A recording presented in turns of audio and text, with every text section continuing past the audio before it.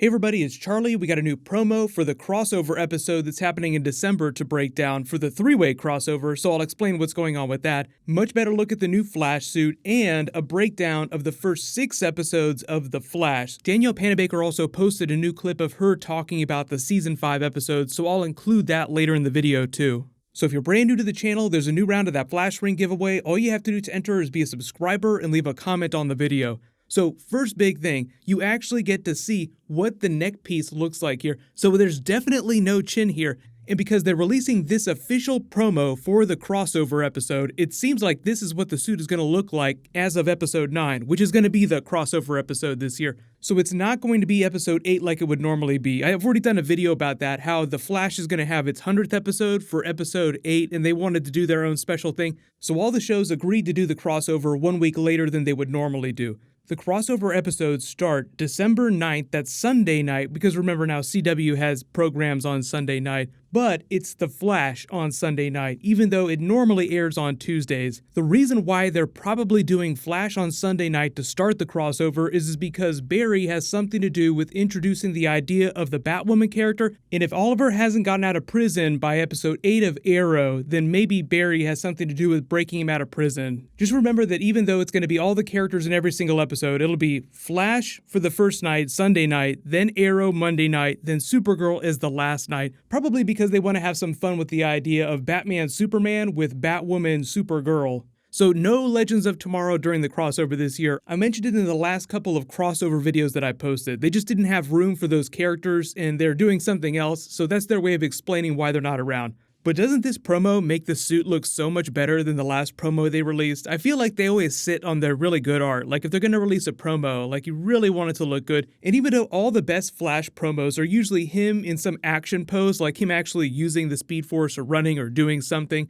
the way they have him facing camera here just really makes it hard to see what's going on with the rest of the costume. So after seeing this, I just feel so much better about the situation, even though it is capital B bizarre that there is no chin piece. So hopefully that comes back before the end of the season. Like I said though, the other real big thing is that we have titles for the first 6 episodes and basic descriptions, so I'll just break those down now. We already knew about episode 1. The title for that is Nora, obviously pretty self-explanatory, all about Nora revealing why she came to the past. I've already done a video about that and the mistakes that she made. They're pretty self-explanatory, but even though we as fans have figured out most of what's going on with her character, this is going to be the TV show's version of that for people that don't watch YouTube videos. Like, this is who she is, this is why she's doing this is what's going on. Episode 2 is called Blocked. That's probably setting up the idea of Cicada being able to take away people's powers, killing metas off. So because it's really early to do a big villain episode, it's probably Cicada and then another lesser meta that has something to do with blocking people's powers. Usually episode titles are a little bit meta and they refer to all the storylines in an episode. So in the way that they do it every single year, you learn about the villain the first couple of episodes and they establish a couple of big concepts to give you an idea for what's going on with his arc and how things work so that when he does something really crazy later in the season, it makes sense. Number 3 is the one that people were freaking out about because the title is literally The Death of Vibe. So a lot of people are wondering what this means because the actor Carlos Valdez has not left the TV show. So Cisco is still a character, but if he dies, does it have something to do with one of the mistakes that Nora makes or one of the new mistakes that they make? Because a lot of people just assume that this means that he dies during the season, but he could also be dead in the future. I think he's definitely dead in the future, but the producer said that while we're worried about the mistakes that Nora made, he said that they would continue to make more mistakes, and that probably has something to do with erasing people from the future because of things that they do while they're trying to take Cicada down during the season. So Cisco could just be a casualty of that in the short term, but then I'm obviously expecting him back before the end of the season. So just don't expect him to be riding the bench for a long time. Just think of this as a sensational title meant to give you a heart attack and think that he's going to die, but I don't think that he's leaving the show. So just keep an open mind about that.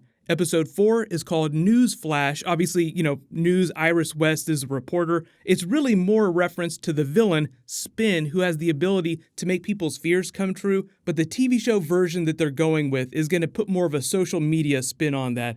Episode 5 is called All Dolled Up. That's probably a reference to Ragdoll, the villain from the comics that's coming onto the show. We don't know exactly what the character is going to look like. They're still filming episode 4 right now as of me posting this video. So if we get pictures of him on the street, I'll include that in my next video. But I'll wait to talk about him a little bit more till we learn more about what's going on with the actual episode and the way that the TV show plans on using him. Episode 6 is called The Icicle Cometh, and that's obviously a reference to Caitlin, so it's probably all about her backstory in introducing the character that's going to be playing her father this season. So remember last season, we found out that she got into that accident, she manifested, so she predated the particle accelerator explosion, so she was either in an accident as a child, her parents did something to her, or her father is a meta, and he's going to be called Icicle, and she got her powers genetically through him. The way the casting announcement for that character reads is that he just shows up out of nowhere, and Caitlin and her mother have no idea where he's been this whole time, and he's really mysterious about what's going on. Like, he has something to hide that he doesn't reveal right away. So either it's one of two things, like he was a scientist, accidentally gave himself powers through his experiments gone wrong,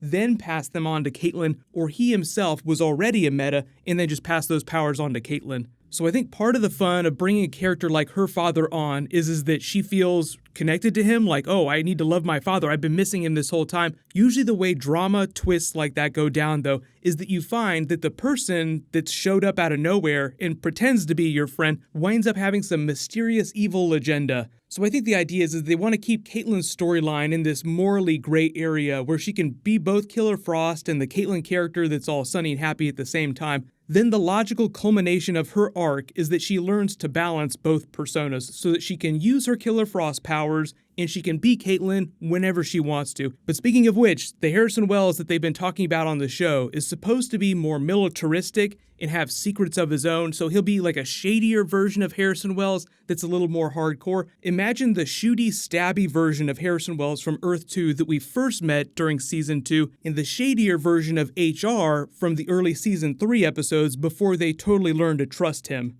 Hey, dude, come on, you can't just go through his stuff. That's not... I'm not going through his stuff. See, this is what I'm talking about. What even is this? What are you doing? What are you doing? What? Who are you really? We know you're hiding something. You've been burned. Twice.